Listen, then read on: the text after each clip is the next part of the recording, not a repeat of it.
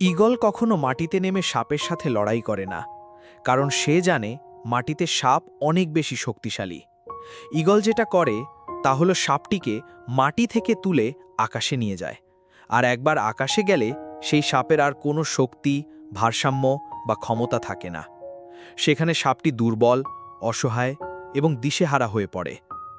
আপনার জীবনের সমস্যাগুলো ঠিক এই সাপের মতোই। যখন আপনি দুনিয়াবী সমস্যাকে শুধু দুনিয়াবী উপায়ে মোকাবেলা করার চেষ্টা করেন, তখন আপনি আসলে মাটিতেই লড়াই করছেন, যেখানে সমস্যাগুলো অনেক বেশি শক্তিশালী।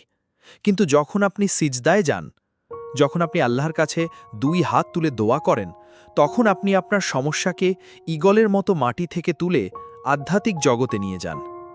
সেই জগতে যেখানে সমস্ত ক্ষমতা একমাত্র আল্লাহর, আপনার সমস্যাগুলো শক্তিহীন হয়ে পড়ে। আপনি আল্লাহর উপর ভরসা করে লড়াইটা তার হাতে তুলে দেন।